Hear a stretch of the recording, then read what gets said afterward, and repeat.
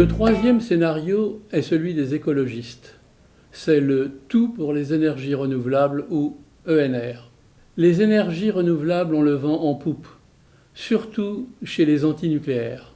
Nous devons d'abord rappeler que toutes les énergies n'ont pas la même densité énergétique. Pour produire 1 kWh d'électricité, il faut respectivement 20 000 m3 d'air qui circulent à 60 km/h, ou 10 tonnes d'eau qui chutent de 10 mètres, ou encore 83 grammes de pétrole, ou enfin 83 millionièmes de grammes d'uranium.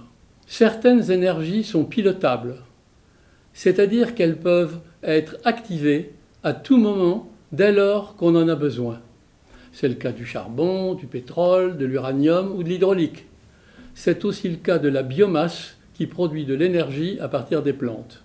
L'éolien et le solaire sont des énergies intermittentes et non pilotables. On les appelle des énergies fatales pour bien indiquer qu'elles sont imprévisibles et qu'elles n'arrivent que quand les conditions sont favorables, c'est-à-dire quand il y a du soleil et du vent, ni trop fort, ni trop faible. Il faut sans cesse rappeler que toutes les énergies sont gratuites, le vent comme le charbon. La nature nous les donne sans contrepartie. Ce que nous payons, c'est seulement le coût d'extraction d'énergie et le bénéfice de la compagnie d'extraction. Par contre, le coût d'extraction de l'énergie est d'autant plus élevé que l'énergie est peu dense. Ainsi, il coûte plus cher à énergie égale de capturer du vent que d'extraire du charbon ou du pétrole. Une école écologique propose de décarboner le monde avec les éoliennes et des panneaux photovoltaïques. Cette stratégie paraît loin d'être plausible à grande échelle. En effet, le taux d'usage de ces énergies n'est que de 20 à 25% en moyenne dans le monde. Ainsi, quand on les utilise, il est nécessaire de disposer d'une capacité équivalente de production pilotable avec du charbon, du gaz ou du nucléaire que l'on arrête en période de vent ou de soleil. Le bilan de cette stratégie s'avère désastreux puisqu'il faut investir 4 à 5 fois plus que le nécessaire, obligeant à consommer une énorme quantité de matériaux peu disponibles pour, au final, obtenir bien peu d'énergie en retour. C'est ce que démontrent chaque jour nos voisins allemands ou nos lointains chinois. La capacité éolienne et solaire de l'Allemagne est de 52% de la capacité totale, quand sa production réelle est inférieure à 30%. Pour la Chine, la capacité éolienne et solaire représente 20% et la production seulement 8%. Pour contrer l'inconvénient de l'intermittence aléatoire, certains pays envisagent de stocker leur énergie électrique éolienne et solaire grâce à l'hydrogène. Compte tenu du fait qu'il faut 3 fois plus d'électricité pour produire de l'hydrogène que d'électricité finalement retournée par l'hydrogène, on arrive à investir 500 pour obtenir 30, soit un rendement global de 6%. C'est un gaspillage considérable.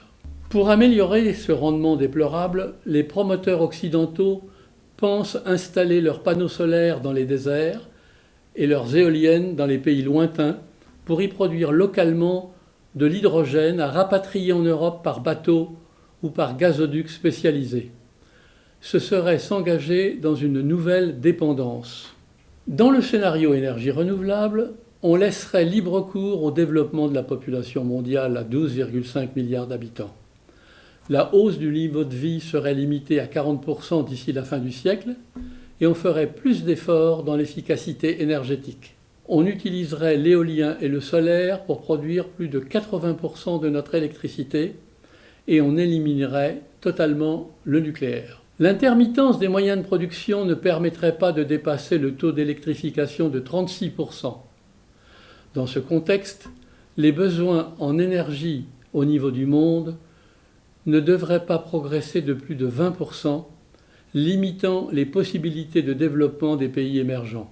Globalement, l'essentiel de l'énergie consommée resterait fossile. La production d'électricité serait multipliée par 2,5 et celle de l'électricité sans CO2 par 6,5 hors stockage via l'hydrogène.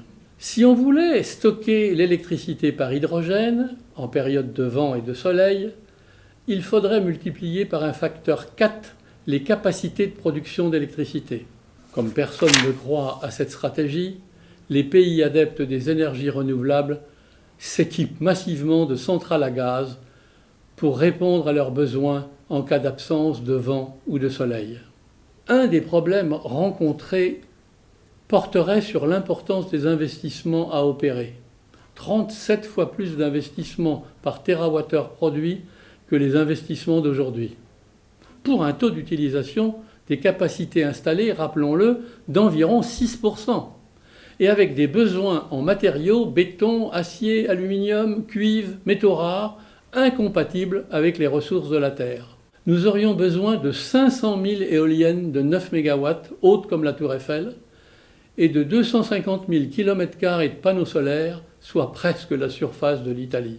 Le prix de l'électricité serait en outre multiplié par un facteur 3 ou 4, au seul avantage de la finance verte. En supposant que cette route dangereuse soit engagée, la hausse de la température moyenne atteindrait 2,33 degrés pour 2100. Sans stockage, cette stratégie énergie renouvelable menée au niveau de la planète engendrerait un risque de monde dans le noir du fait des dangers permanents de coupure d'électricité, et avec un stockage par l'hydrogène, nous assisterions à un gaspillage considérable de nos ressources du fait des capacités tellement surdimensionnées.